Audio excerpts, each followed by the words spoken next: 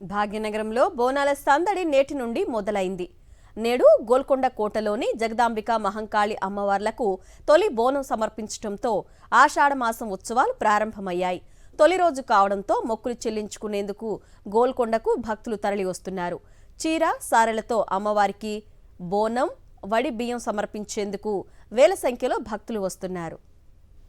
ఆషాఢమాస బోనాలు మొదలైపోయాయి. అందరూ కూడా గ్రామ దేవతలకి బోనాన్ని సమర్పిస్తున్నారు. కొంతమంది బోనాన్ని సమర్పిస్తూ ఉంటారు, కొంతమంది వడిబియ్యం శాఖ కూడా సమర్పిస్తూ ఉంటారు. అయితే కొంతమంది ఇక్కడ మనం చూస్తే కోటలోనే వడిబియ్యాన్ని ప్రిపేర్ చేస్తూ ఉన్నారు. అలాగే కొంతమంది కూడా చూసుకుంటే బోనాన్ని ఏ విధంగా తయారు చేస్తున్నారో కూడా మనం విజువల్స్లో కూడా చూస్తూ ఉన్నాము. సో వడిబియ్యాన్ని ఈ విధంగా తయారు చేసి అమ్మవారికి ఇక్కడి నుంచి కోటపైకి వెళ్ళి సమర్పిస్తూ ఉంటారు. సో ఇందులో ఏమేమి వాడుతూ ఉంటారు, అసలు వడిబియ్యాన్ని అమ్మవారికి ఎందుకు సమర్పిస్తారు అడిగి తెలుసుకునే ప్రయత్నం చేద్దాం. చెప్పండి, ఎన్ని సంవత్సరాల నుంచి మీరు అమ్మవారికి సమర్పిస్తున్నారండి? చెప్పండి. మేము ఒక 20 years నుంచి వస్తున్నామండి. 25 years నుంచి. మా ఫాదర్ చిన్నగా ఉన్నప్పటి నుంచి ముందు ఇంట్లో మా డాడీ గురువు ఉంటారనమాట, జానకమ్మ అని. తను ఉన్నప్పటి నుంచి మేము ఎవ్రీ ఇయర్ గోల్కొండ బోనాలను సెలబ్రేట్ చేసుకుంటాం. తర్వాత మా డాడీ తర్వాత ఇప్పుడు మేము అందరం వచ్చి అమ్మవారికి వడి బియ్యము, బోనము, చీర సారా అమ్మవారి విగ్రహంతో బోనాలు అనేది మేము సెలబ్రేట్ చేసుకుంటాం గోల్కొండలో. అమ్మవారిని ఒక ఆడపడుచులాగా అనుకొని మనం వడి బియ్యం పోస్తాం. ఇప్పుడు కొంతమంది కొన్ని మొక్కులు మొక్కుకుంటారు.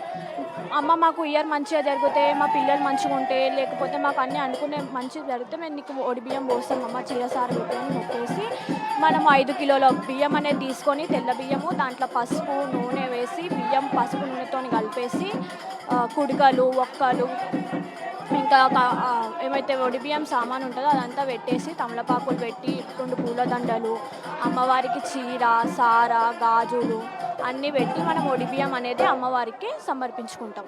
బోనాన్ని కానీ వడి బియ్యం కానీ ఏదైనా తీసుకెళ్లే సమయంలో మెట్లు మనం చూస్తాం, దాదాపు 400 మెట్లు ఉన్నాయి. సో కష్టతరం అనిపించదా మీకు?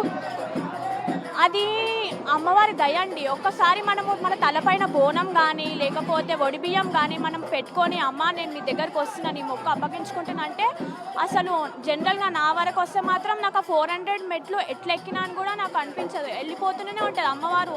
మనకి అంత బరువు బాధ్యత అట్లా ఏం ఉండదు. మనం నార్మల్గా వెళ్ళిపోయినట్టే అనిపించేస్తుంది. అమ్మ దయ అది మన పైన. అమ్మ మనకు శక్తి బలం ఇస్తుంది కాబట్టి మనం ఇంత పబ్లిక్ క్రౌడ్ ఉన్నా మనం అనుకున్నవన్నీ బోనాలు, బియ్యము, విగ్రహాలు అన్నీ మనం అమ్మవారికి పైన టెంపుల్ వారికి వెళ్ళి మనం సమర్పించుకుంటాం.